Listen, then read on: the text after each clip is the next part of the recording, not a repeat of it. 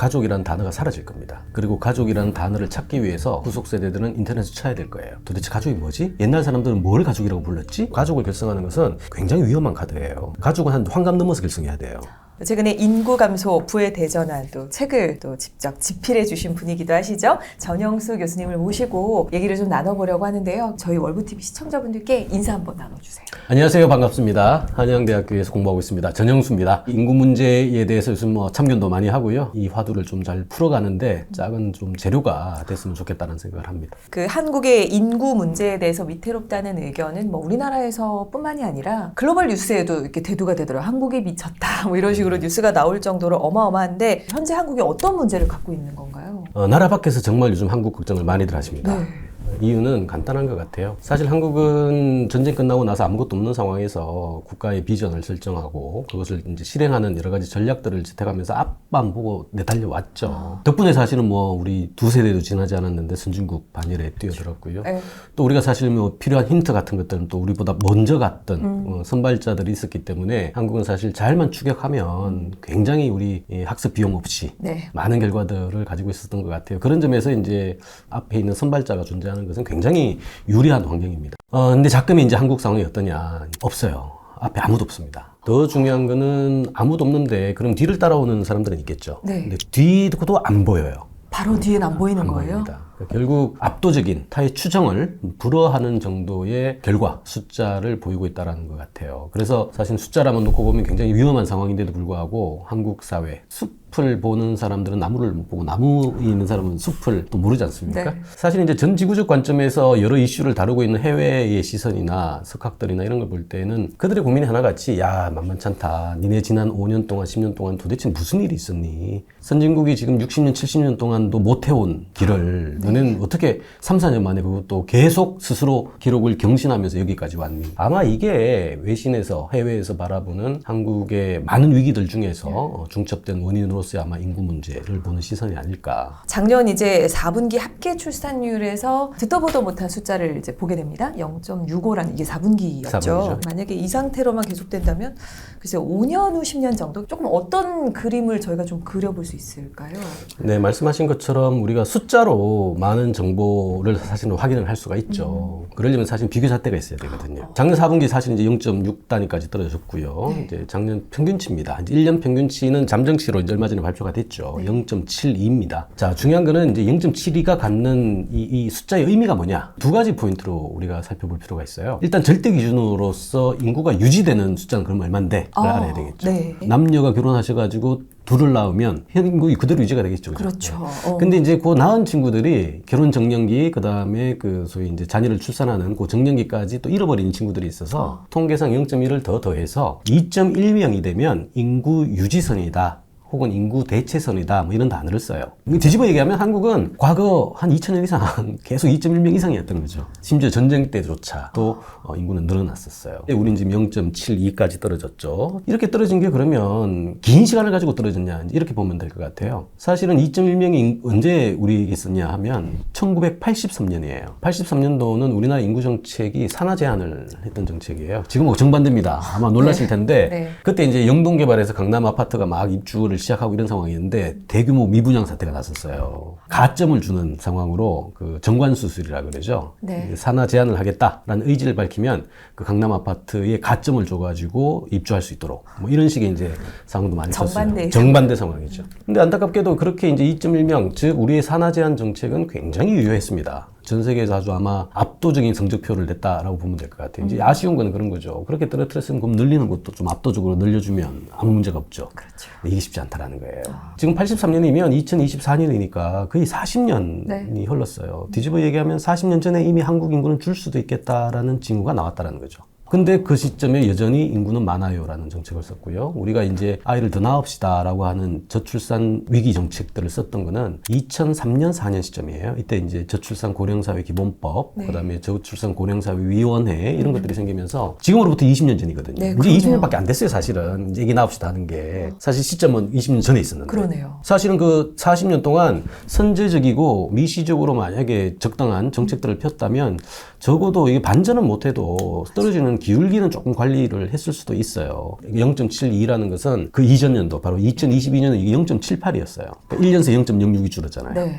그 1, 2하 떨어지는 게 2019년이거든요. 이때 0.98 찍어요. 0.98에서 0.7이 떨어지는데 5년 걸렸거든요. 그 얘기는 뭐냐면 연간 0.05 정도 떨어졌다고 이해하시면 돼요. 네. 자, 이제 우리에게 남은 숫자는 0.72예요. 네. 앞 과거 5년 만에 추세치로만 떨어진다면 우리의 출산율이 제로가 되는 시점은 10한 3, 4년 후가 되면 출산율은 제로로 수렴합니다. 물론 그럴 가능성은 없어요. 늘 그 상황에 또 출산하는 분들도 계실 거니까 상관없는데 네. 그만큼 사실 위험한 상황이라는 거예요. 우리 20대 초 우리 이제 미래 인구라고 얘기하는 청년들하고 얘기를 나눠보면 기본값이 결혼을 하지 않고 가족을 구성하지 않는 게 기본값이거든요. 그러니까 사실 40년을 좀 낭비했다라는 게 이만큼 사실은 후속 세대들에게 절망감과 비명소리를 남겨준 거예요. 뭐 우리만 그러면 사실 우리만의 일이라고 생각하면 되겠는데 네. 그럼 선진국은 안 그런가라는 거죠. 저 맞아요. 선진국도 똑같이 그랬습니다. 저출생 고령화는 선진국이 먼저 겪었어요. 우리가 뒤따라갔으니까. 네. 근데 문제는 EU, OECD 평균치가 지금 1.6명이에요. 1.6이요. 예. 자, 그 얘기는 뭐냐면 얘네들은 긴 시간 동안 사실은 떨어지긴 떨어졌어요. 근데 기울기가 굉장히 완만한 형태, 완화하는 과정 속에서 적응하는 전략들을 채택을 하면서 일종의 완충 장치죠. 이 안전망을 갖추면서 구조나 이런 여러 가지 제도들을 개혁할 수 있는 시간을 벌었어요. 근데 한국은 지금 중간 과정이 거의 없습니다. 굉장히 난폭한 방식으로 이렇게 떨어지다 보니까 사실 어떤 정책을 펴도 그 결과를 확인하기가 쉽지 않다라는 거예요. 정리하면 동서고금이라는 좀 어려운 단어입니다만 동양과 서양, 즉 세계 어느 나라에 비교해도 한국이 지금 압도적인 0.7이라는 말도 안 되는 출산율. 0점대 출산율이 있는 국가가 있어요. 어느 나라냐면 이건 도시국가들이에요. 작기 때문에 살기 빡빡한 동네들이거든요. 집값이 비싸요. 어디 싱가포르, 홍콩, 뭐 대만 이런 데거든요. 네. 얘네들은 보면 그래도 0.98까지 떨어져. 물론 걔네보다 우리는 더 월등하죠. 네. 근데 그런 도시로 따지면 우리 서울 같은 거 생각하면 돼요. 서울은 0.5예요. 완전히 압도적이죠. 그죠? 그러니까 동서로도 사실은 공간 비교를 해도 한국이 압도적으로 지금 낮은 상황이고 옛날과 지금을 비교를 해도 아까 말씀드린 것처럼 이미 40년의 역사 속에서 지금 0.72까지 떨어졌다는 것은 사실상 실존할 수 없는 수치라고 이해를 하시면 맞죠. 아마 교수님은 또 인구학자로서 좀 답답한 부분이 분명 있으실 것 같은데 그냥 그걸 속 시원하게 한번 얘기해 주시면 좋을 것 같아요. 속 시원하게요. 굉장히 답답한 부분이 많아요. 가장 중요한 거는 사실은 어지간한 작업으로는 이 흐름, 트렌드를 아마 역전시키기는 어려울 것이다. 이제 굳이 목표치 자체를 굉장히 높게 잡지 말고 낮게 잡아서 이제 가는 게 중요한데 이게 말 그대로 쉽지 않아요. 왜냐하면 우리가 비난을 하고 질타는 충분히 할 수 있습니다. 그런데 대안을 내야 되고 그 대안이 실행이 돼야 되는데 이게 굉장히 쉽지 않은 상황이에요. 단 한 번도 이런 사태를 직면한 적이 없었기 때문에 정책 당국자도 고민스럽고요. 그 당국 정책에 의해 움직일 이해조정의 당사자들은 더 복잡한 심정이거든요. 대표적으로 이렇게 생각하시면 돼요. 젊은 친구들이 왜 0.7까지 떨어졌을까? 이유는 간단하거든요. 왜냐하면 미래가 없어서 그래요. 우리 고령 인구가 미래가 없는 것은 뭐 당연할 수 있겠죠. 긴 시간 살았으니까. 네. 심지어 뭐 고령 인구도 미래가 있습니다만 청년 인구가 미래가 없다? 이건 굉장히 위험한 신호예요. 왜냐? 미래라는 것은 사실은 미래의 편익과 현재의 고통을 교환하는 사회일수록 지속성이 나와요. 근데 미래의 편익을 위해서 현재의 고통을 지금 20대가 감내한다? 아니요. 중요한 거는 또 지적 수준 혹은 정보의 비대칭성, 불확실성이 적은 사회라면 사실은 이런 문제는 쉽게 해결이 되는데 요즘 20대들은 굉장히 똑똑해졌거든요. 그럼요. 자, 이분들이 상황 판단 능력이 좋아졌어요. 근데 이 상황 판단을 해보니 어떤 상황이다? 지금 한국의 잠재 성장은 1.7%예요. 1년 후, 2년 후가 되면 이게 1.5가 될 것 같거든요. 자, 1.5, 1.7을 위해서 굉장히 한정된 자본이죠. 이걸 가지고 다 갖추고 있는 나와 20대의 자녀가 견장 다 떼놓고 동일한 링에 올라서서 붙어야 돼요. 얘네가 이길 수 있을까요? 못 이기죠. 더 중요한 거는요, 저는요, 우군도 있어요. 왜? 심판이 내 친구거든요. 자, 이거를 젊은 친구들이 더 잘 알아요. 그런데 가족을 결성한다? 참고로 가족을 결성하는 것은 굉장히 위험한 카드예요. 가족은 한 환갑 넘어서 결성해야 돼요. 가족은 자기가 먹여야 살려야 될 피부양 인구가 옆에 붙는다는 것을 의미하거든요. 그렇죠. 하물며 거기 밑에 자녀가 붙는다? 이건 굉장히 쉽지 않죠. 근데 20대, 30대가 축적 자산이 있어요? 없잖아요. 근로소득도 생애 전체에 걸쳐서 가장 낮은 단계예요. 그런데 가족을 결성하래요. 우리는 했습니다. 우리는 왜 했을까요? 미래가 있었기 때문에 그랬어요. 미래에 기대한 편익이 그렇죠. 있었으니까. 적어도 1.7이 1년 후에는 2.7이 될 거고 비록 더 가진 사람보다 상대적으로 적게 가질 수는 있으나 나의 비포 애프터는 확실히 늘어날 거야 라는 신호가 있었어요. 이게 고성장의 굉장히 뚜렷한 신호예요. 이걸 저희들은 공부하지 않아도 습관적으로 알고 있었거든요. 그러니까 좀 위험해도 가족을 결성하고 본능에 충실한 삶을 살았죠. 지금 친구들은요. 어떤 학습 효과의 결과도 본능보다는 현실을 택하는 게 훨씬 더 나은 선택이라는 거가 이 친구들의 기회비용의 합산의 결과예요. 그런 친구들에게 사실은 가족을 결성한다 굉장히 쉽지 않은 상황인 거죠. 뭐 한 10년 후라고 가정을 해볼게요. 그러면 뭔가 학교들은 어떻게 되는지, 뭔가 도시의 분위기는 어떻게 될지 사실 조금 그려지지가 않거든요. 어떤 분위기가 된다라고 보면 될까요? 말씀하신 이제 학교들 문제는 생각하면 똑같은데 만약에 서울을 생각을 한번 해보시죠. 서울은 지금 폐교 논쟁이 굉장히 구체적입니다. 이제 이게 아이러니컬한 게요. 많은 사람들이 서울을 원하죠. 네. 서울에 살기를 원합니다. 우리 아파트 부동산도 마찬가지고. 네. 근데 서울 인구는 줄어들고 있어요. 1000만 인구에서 지금 930만까지 줄어들었는데 최근에 감소 폭도가 더 빨라요. 근데 이 감소 속도가 어느 지역이냐? 교육 비용이 비교적 저렴한 공간에서부터 사실은 인구수가 굉장히 빨리 줄기 시작했다는 거예요. 대표적인 게 아마 뭐 노원구 같은 이런 데가 될 텐데요. 이쪽 지역 지금 실제 발표가 된 폐교 지역도 이쪽에 다 쏠려 있습니다. 또 중요한 거는 어쨌든 이 소위 이제 10년 후에 어떻게 될 거냐라는 관점인 건데 아까 제가 우리가 0.72라 그랬잖아요. 0.72가 갖는 의미를 생각하면 간단히 답은 나와요. 뭐냐면 0.72는 두 명의 부모님이 결혼해서 0.7을 그러니까 하나를 안 낳는다는 얘기가 그렇죠. 되죠. 네. 자, 옆집까지 데리고 와야 돼요. 데리고 와서 하면은 이제 하나가 명, 나와요. 예. 그러니까 결국 두 집에서 하나가 나온다는 얘기거든요. 그렇죠. 예. 우리 가게도 생각하시면 이미지가 어때요? 가게도. 우리 전통적으로 이렇죠. 네. 그렇죠. 할아버지 할머니 두 분 계시고 아들 자녀분들 맞아요. 계시고 퍼지잖아요. 여기 계시고 저희 부모님 세대 우리가 알고 있는 이제 베이비 부머라고 이해하시면 되는데 한국은 55년부터 63년 구간을 얘기해요. 9년 구간에 네. 한 800만 정도 되는 분들인데 워낙 숫자가 많은 사람들이 대거 태어났는데 공부도 해야 되고 기반 시설은 안 돼 있고 그러다 보니까 아까 학교로 연결한다면 소위 콩나무 교실, 오후반, 오전반, 뭐 반 인원이 보통 70명, 80명. 맞아요. 이분들이 이제 30살 시점이 됐어요. 88년 시점입니다. 네. 어떤 문제가 생기죠? 30이면 우리 해야 될 게 있죠? 결혼. 그렇죠. 결혼하면 우리는 어떻게 합니까? 엄마 집에 같이 삽니까? 아니잖아요. 그렇죠. 나오잖아요. 네. 88년 시점에 갑자기 결혼을 하면서 분가를 해야 돼요. 어느 집에서 그걸 커버하죠? 안 되잖아요. 네. 그래서 우리가 제1기 신도시가 89년도에 시작된 이유도 여기 있습니다. 자, 이분들이 사실은 또 10년 지나고 나서 40살, 40살 정도가 됐는데 또 어떤 문제가 생겼죠? 우리 사회에 굉장히 큰 충격이었던 외환위기가 있었잖아요. 맞아요. 그 외환위기가 생기면서 고용제도와 관련돼 있는 것들이 흔들리기 시작해요. 그 이전까지만 하더라도 회사는 절대 망하지 않고 더 중요한 거는 나는 절대 잘리지 않아. 자기가 그만두지 않는 이상. 그리고 그 체계에 맞춰서 임금 체계다 뭐다 다 구성이 돼요.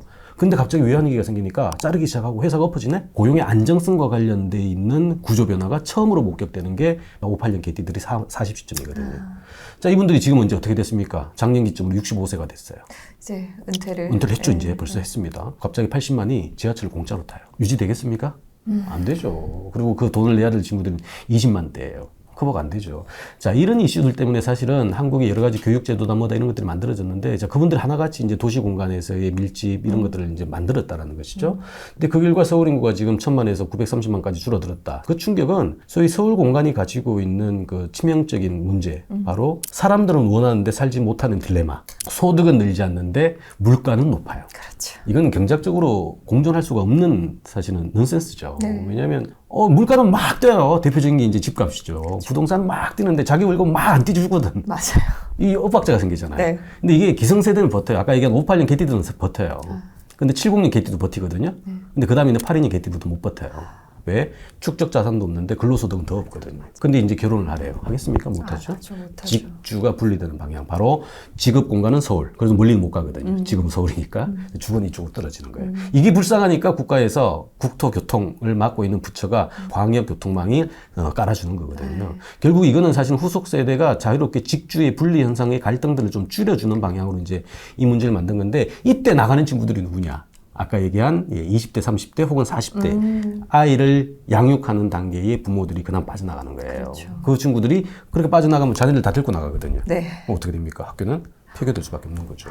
그래서 이런 단순한 구조가 사실은 이제 눈에 띄기 시작했다라는 거예요. 아까 얘기한 두 분에서 만들어지는 한 세대인데 0.7까지 떨어졌다는 건 그 다음 세대라는 것은 유지불능이거든요. 오랜만에 저도 가게도 이렇게 생각을 해봤는데 항상 삼각형 모양이었거든요. 그쵸? 근데 아니네요. 뒤집어야 아니죠. 되네요, 이제는. 또 하나 더 말씀드리면 가족하면 떠오르는 이미지가 어때요? 부모와 아이, 이런 아이는 몇 명? 2명. 2명.